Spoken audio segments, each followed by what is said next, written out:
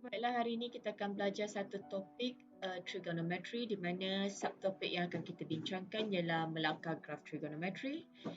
Bagi melangkah suatu graf trigonometry, ada beberapa perkara penting yang anda perlu tahu. Yang pertama adalah penentuan bentuk graf. Apabila diberikan suatu fungsi trigonometri, kita perlu lihat kepada apakah fungsi trigo tersebut untuk menentukan bentuk graf.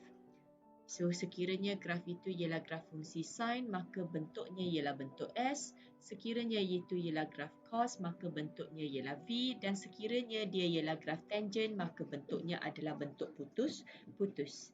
Kita akan lihat di sini untuk meneliti bentuk graf trigonometri. Okay. Yang di sebelah kiri sekali kita ada graf fungsi sin, iaitu y sama dengan sin x. Anda lihat di sini kosong, iaitu sekiranya kita tekan kalkulator, sin kosong adalah bersamaan dengan kosong. Kemudian di sini ialah 90 darjah. Kalau kita tekan kalkulator, sin 90 adalah bersamaan dengan 1. Dan kemudiannya di sini ialah 180, sin 180 adalah bersamaan dengan kosong sekali lagi. Di sini ialah kedudukan 270, sin 270 adalah bersamaan dengan negatif 1. Dan akhir sekali di sini adalah 360 darjah, iaitu sin 360 darjah adalah bersamaan dengan kosong. Dan apabila kita mencari setiap satu nilai di sini, sebenarnya dia akan membentuk suatu lengkungan yang berbentuk S begini.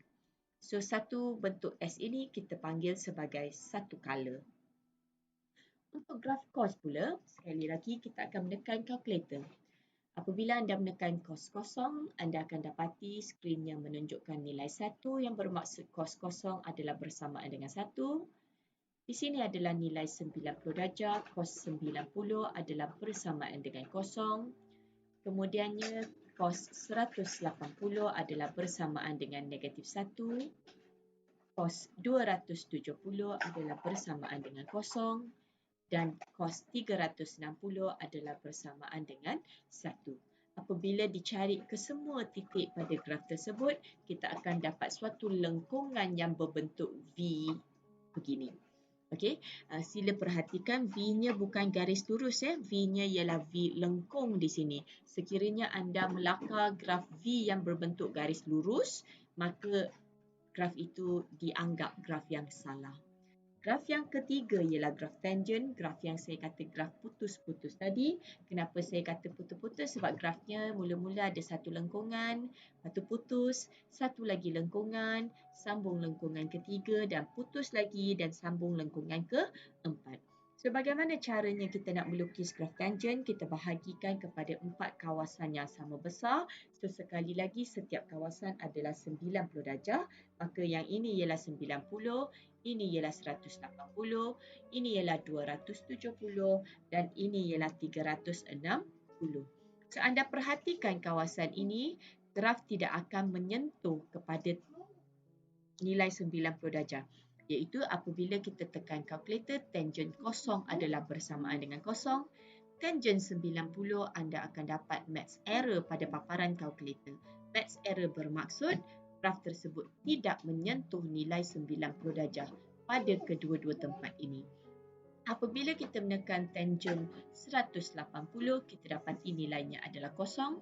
Tekan tangent 270, sekali lagi paparan kalkulator akan menunjukkan maths error, bermaksud di sini juga merupakan asymptot dan tangent 2 pi adalah bersamaan dengan kosong.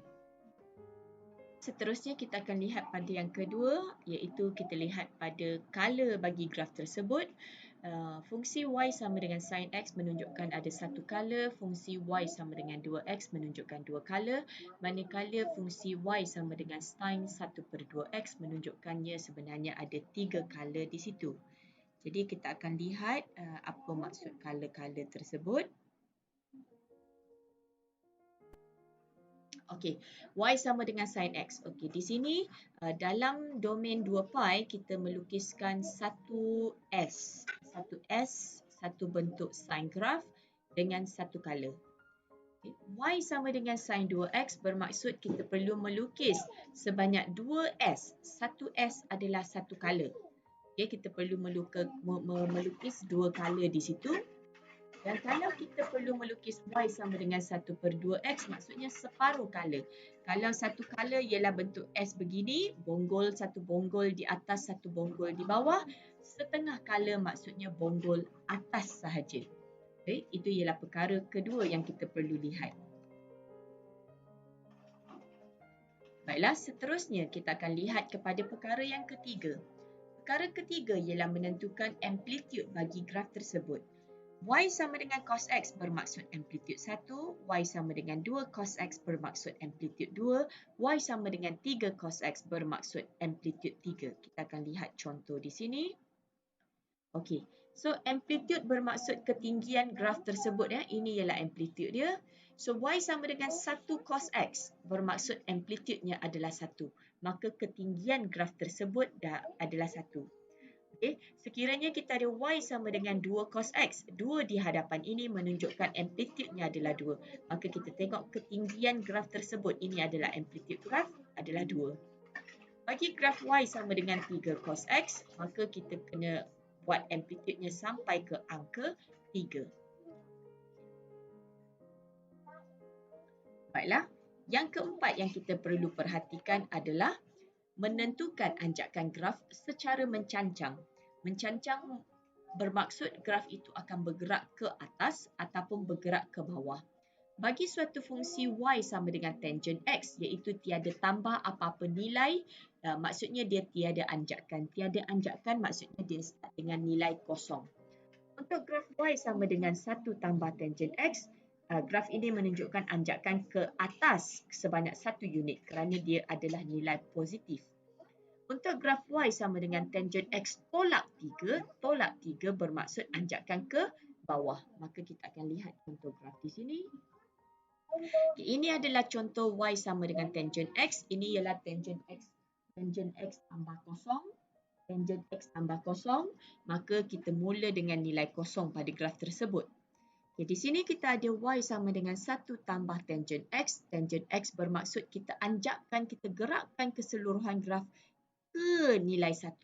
Maksudnya instead of start dengan kosong, kita akan start dengan 1 di situ. Sekiranya Y sama dengan tangent X tolak 3, tangent X tolak 3 bermaksud kita kena turunkan graf tersebut.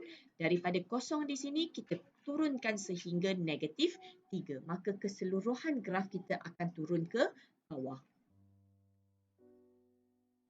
Baik, kita kembali ke slide asal.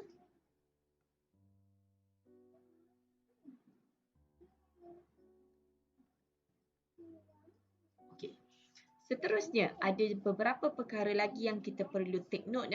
Perkara-perkara lain yang perlu diberi perhatian. Kita juga ada graf yang negatif. Graf negatif bermaksud graf yang menjadi upside down. Contohnya ialah Y sama dengan negatif sin X. So, kita akan lihat graf negatif di sini. Okey, yang di sebelah kiri ini ialah graf Y sama dengan sin X. Jadi, bonggol atas, kemudian bonggol bawah. So, Y sama dengan negatif sin X maksudnya pantulan berlaku di situ upside down, iaitu yang di atas akan dipantul ke bawah dan di bawah akan dipantul ke atas. Itu ialah suatu graf negatif sin X. Seterusnya ialah graf modulus. Okay, graf modulus bermaksud graf yang dipantul menjadi positif. Semuanya bernilai positif. Maka kita akan lihat graf modulus di sini. Okey. Yang di sebelah kiri ialah graf fungsi Y sama dengan sin X dan yang di sebelah kanan adalah modulus. So, belah kiri ni, bonggol atas ni tak perlu buat apa-apa kerana dia dah bernilai positif. Manakala bonggol bawah ni, kita akan pantulkan ke atas. Maka graf modulus akan jadi begini. Perkara terakhir ialah perkara yang paling sukar. Okey, kita harap-harap tak ada soalan yang begini. Graf yang perlu dianjak ke kanan ataupun ke kiri. Perhatikan nombor 1, kita ada Y sama dengan X tambah pi per 4. Pi per 4 adalah bersamaan dengan 90 darjah. Sekiranya dapat fungsi begini, maka graf dianjak ke kiri sebanyak pi per 4, iaitu sebanyak 90 darjah. Bagi yang tolak pula, kita kena anjak ke kanan. Kita akan lihat contoh graf di sini. Okey, yang di kiri sekali itu ialah graf Y sama dengan sin X. Yang di tengah ialah Y sama dengan X tolak 1/4 pi, 1/4 pi.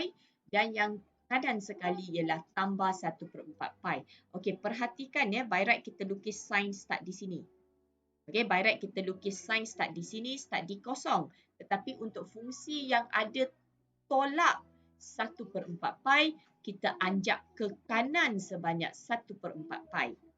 Okay, untuk fungsi yang ada tambah 1/4 pi, maka kita anjakkan graf kita ke kiri sebanyak 1/4 pi. Maka kita akan nampak perubahan pada kedudukan graf tersebut. Okey, saya faham bahagian ni anda perlu masa yang lebih panjang. Jadi saya suggest keluarkan kertas dan juga alat tulis anda, cuba lukiskan satu persatu dan cuba gerakkannya. Sebaik-baiknya sekiranya anda ada plastik ataupun cover kepada anda punya projek, dan you boleh lukis di situ dan you boleh gerak-gerakkannya. Okey, saya rasa itu sahaja untuk hari ini.